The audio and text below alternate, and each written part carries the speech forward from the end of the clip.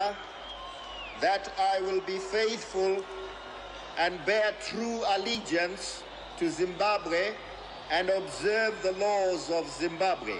So help me God.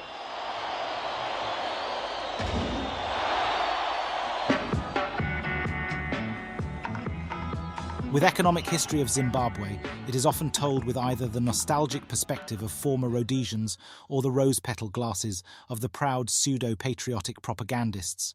Like with all things, the truth is somewhere in the middle. In this video, we aim to take you through the economic journey of Zimbabwe, investigating what led the once promising Southern African state to the shadow of its former self today. This is the first in a three-part series where we will be looking at the events from 1980 to year 2000. From the onset of the Independence Declaration, the incoming government had a tall task ahead of them. It is a very little-known fact that at its inception Zimbabwe inherited a $700 million debt from the former Rhodesian that had been accumulated during the war in the late 70s, and it had to be paid back. There was widespread racial inequality, poor education and health infrastructure, particularly in the rural areas where the majority of black people resided. The population was still rising, and the struggle for independence in neighbouring South Africa still raged on, with Mozambique embroiled in civil war, all of which would come to affect the country in the coming years. In the early 80s, despite all these challenges, the government and the economy fared relatively well. There was massive spending on infrastructure and a massive effort by the government to boost the education and the health sector. Life for the regular person improved. However, it was a foundation built on a fundamentally flawed principle and would soon be tested significantly. The Mugabe regime had heavy socialist leanings and believed in Marxist policies, hence the government used a lot of taxpayer money on public works. The relationship between the government and the business community from the onset was adversarial as companies faced many taxes, levies, licenses, and in some cases price controls, as well as ever-changing government policies. Between 1979 and 1990, there was a significant increase in public sector spending, particularly in employment and civil service. Public sector employment expenditure rose by 60%, while civil service spending increased by 12% annually throughout the 1980s. Central government expenditure also saw a substantial rise, tripling in amount and expanding its share from 32.5% of GDP in 1979 to 44.6% in 1989. Additionally, interest rates were kept artificially low during this period. At one point, it was the fastest growing economy in the region. However, it is widely known that for a brief second, falling can feel like flying. The outcomes of these economic policies were somewhat mixed. On one hand, there was a reduction in economic inequality within the population, and access to education and healthcare became more widespread. GDP per capita experienced an increase of 11.5% during the 1980s. However, in comparison, the United States saw a much larger 38% increase in GDP per capita during the same period, leading to a relative increase in poverty within Zimbabwe compared to the United States. Furthermore, there was a notable emigration of white Zimbabweans, including skilled workers, during this time. During the period from 1980 to 1990, there were severe droughts in Zimbabwe that were particularly bad between 82 and 85. However, the country was still in good books with many countries in the international community and managed to garner support through aid. This helped the country pull through. The drought greatly affected the economy because it mostly relied on agriculture and mining for GDP. And to make matters worse, the price of gold and other metals suffered heavily during this period owing to the effects of a global recession. This lowered the foreign cash reserves, which were already depleted because of repayment of debts and importation of hunger relief grain. So now we will take a slight detour and talk about an additional sickness that started brewing in the government from the early 80s that has been a massive catalyst in the collapse of the economy. This is corruption. In the early 80s, due in part to the economic policies and the payment of debts, the government had low foreign exchange reserves, and this made the importation of cars and other goods very difficult. As such, the demand for vehicles ballooned. The general public had a keen interest in purchasing vehicles, since there was more disposable income as there was more inclusion of the black majority in the economy. The problem, however, was that the only legal car assembly company, Willowvale Motor Industries. This company was owned by a parastatal company that was chaired by one of the members of the cabinet. Owing to the decline in foreign currency reserves, the production at Willowvale declined significantly. The demand for cars stood at about 20,000 cars, but the plant was producing less than 2,000 each year, with the production dropping year on year, and this meant that the backlog was massive. To add flame to the rising demand, the government banned what was then known as the holiday loophole.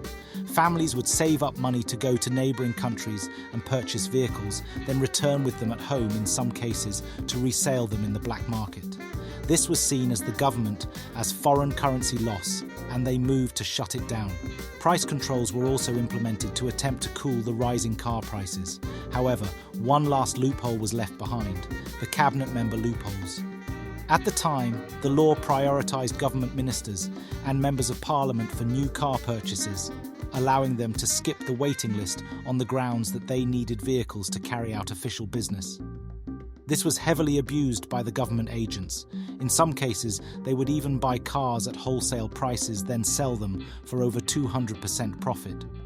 Given that most of these cars were being bought at cost by the ministers, it quickly led the company to difficulties. In December 1988, a commission was set up to investigate this scandal, and that led to the resignation of half a dozen ministers. The whistleblowers were subsequently forced out of their jobs. No one faced any jail time, and many of the ministers who resigned then have since made their way to government positions once again. This has been the story of Zimbabwean corruption.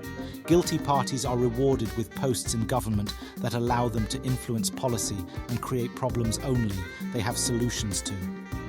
Willowgate, as it is known, was one of the many scandals that set off the trend of the current looting culture in government in the early 80s.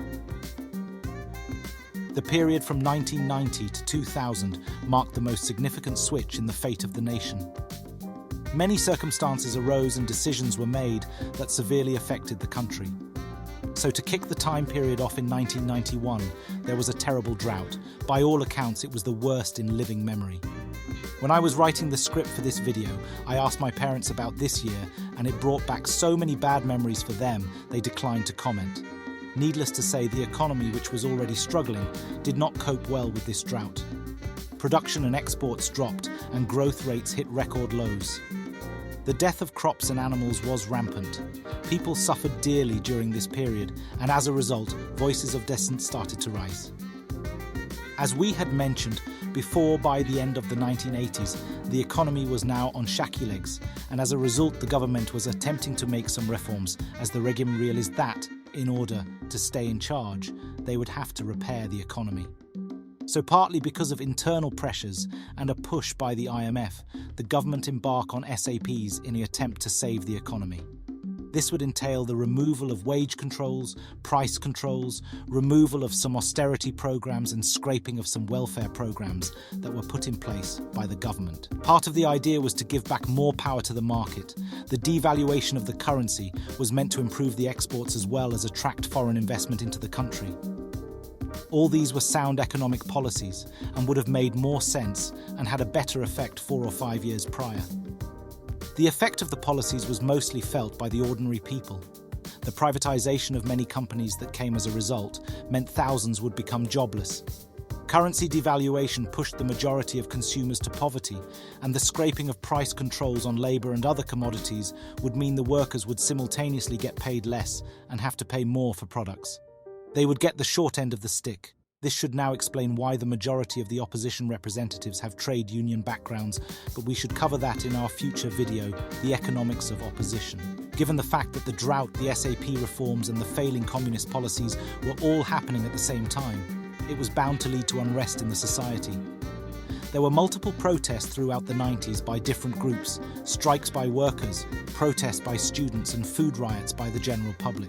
This created a new enemy for the regime and instilled fear in the minds of the leaders as they started to understand the power that the business community could have if fully liberalized.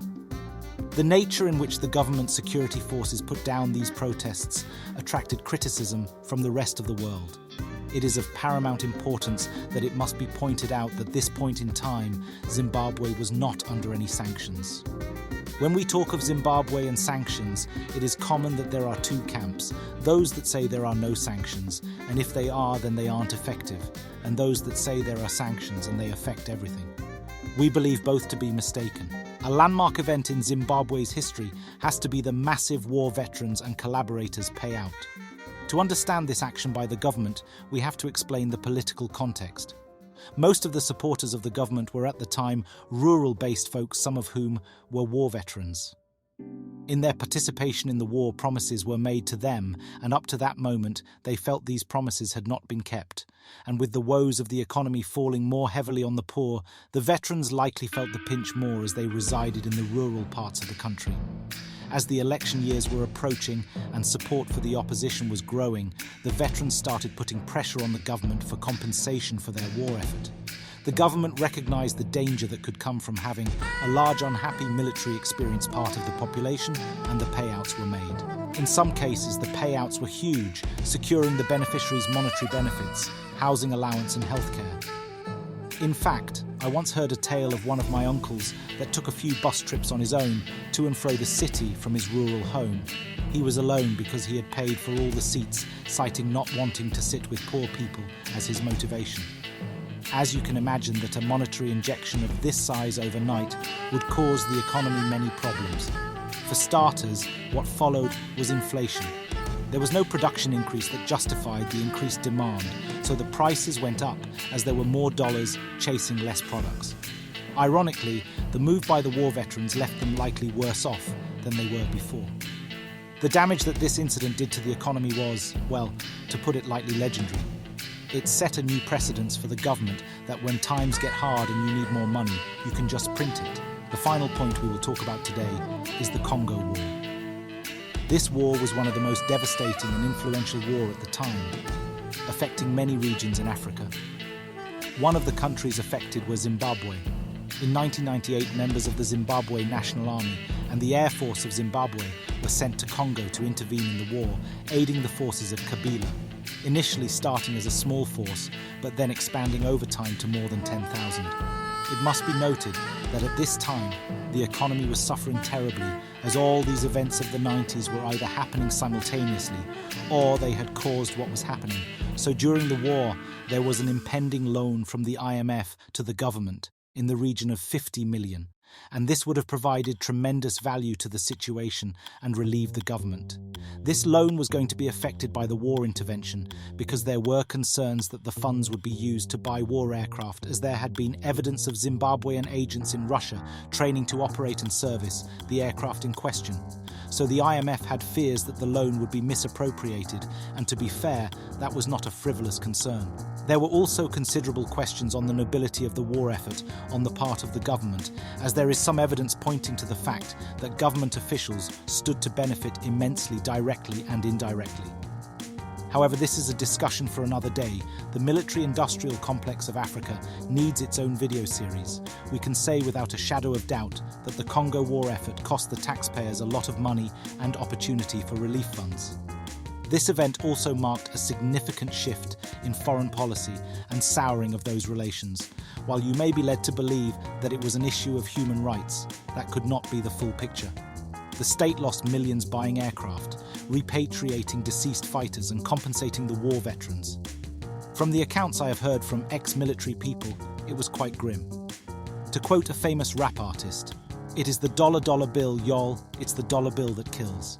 African economic history. See you in part 2. See.